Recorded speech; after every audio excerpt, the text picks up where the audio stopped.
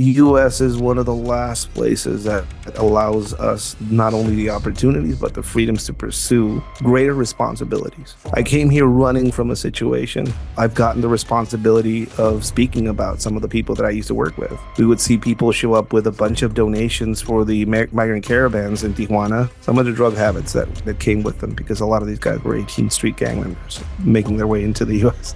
For your life, have you had death threats?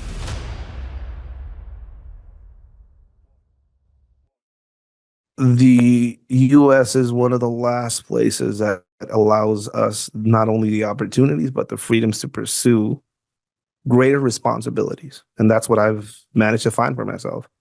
I came here running from a situation. My government down there fucking betrayed all of us. Basically, they turned us into pariahs after fucking using us for about 12 years. And I didn't get any severance package. They still owe me money.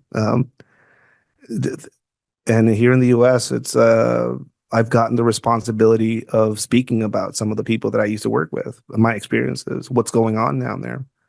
And I've not only received an audience, but I also received the opportunity to go on platforms like yours, where I talk about some of these issues. And I do so from a place of responsibility, because there's people still in risk down there and in the U.S. I just went to speak to a friend of mine who just lost his son from a fentanyl overdose situation, pain medication. It's scary. That wasn't pain medication. So it's everywhere. And it's an issue, and the government doesn't seem to want to do anything about it down south. And up here, it's also being not the best at kind of like curtailing some of these issues. So that, again, I take that responsibility with me, and I get it. I understand why some of these people are outraged.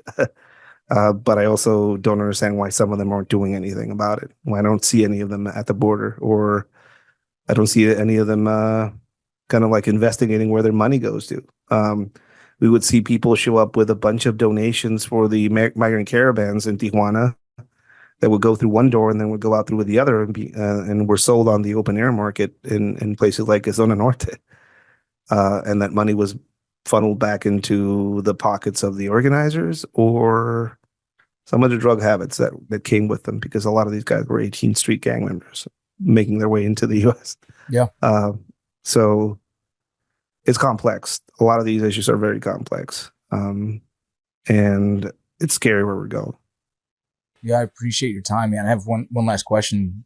With the work that you're doing, with the work that you did, and how much you know about some of these cartels, is there ever a fear for your life? Have you had death threats?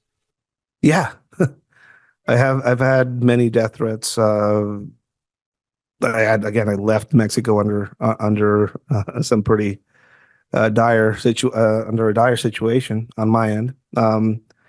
I never speak about anything that isn't known in some way, shape, or form. I never mention any names. I have contacts and people that send me information that are still out there working. I worry about it. It's a reason why I call Texas home. So, I mean, if they want to show up to Texas, cool. Well, I have amazing friends. So yeah, I worry about it constantly. I do. I don't have much of a family life. I travel daily. Like, I live my truth. I show people how to be clandestine ninjas, and that's usually what I basically live off. So Airbnbs, hotels, and stuff like that is kind of like my thing. To travel constantly. But the fear that I get mostly now is where we're headed. That's what keeps me up at night. You know, I'm in my 40s, Mexican 40s, which is about 60. You know, and I know I don't have a lot of summers in front of me, but my kid does. Yeah. And the kids of my friends do. And every now and then I see my kid, playing with their kids. and they're all young, and I just think about what they're going to get to see in their future. And I see that giant black storm cloud coming in from the south. And again, I came here to flee a situation that I'm now seeing develop in the US. Scary. And there is definitely some sort of organized effort to corrode institutions here. And I know where we're headed because it's beginning to feel a lot more like home. Man, that's heavy. Where can others who watch this podcast potentially hire you to learn more from you so they can hopefully gain access to your information? Sure. You can reach out at www.edsamanifesto.com. We run training for government and private and public classes across the country. I'll show you how to get out of hairy situations and scary places. That's kind of what I focus on. I also do a lot of public speaking related to mental health, cartel and border issues, and just the immigrant experience. That's kind of what I focus on now. If you can get to one of those classes out there, I'll show you some things. Honestly, such an incredible podcast, man. I had questions. I never even had to touch them because the conversation flowed, and your experience, your knowledge, and what you currently go through daily, I think is such a powerful message for the audience to learn, to hear, to hopefully understand. And this was an incredible interview, man. And I hope you come back again for another one soon. Thank you. Got your book. I'm not all the way through it. I have a stack of them next to me, and I have to go through all of them. So, but I'm doing it. I appreciate you. I appreciate the invitation.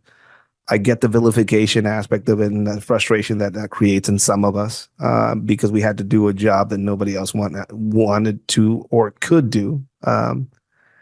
And I get the aspect of now being in a public space and now trying to provide a bit of context to some of that work and help others that are still in it. So I appreciate you for that. Thank you, brother. Thank you for listening to the Borderland podcast, an Ironclad original. Don't forget to share with your friends and let them know. See you next week.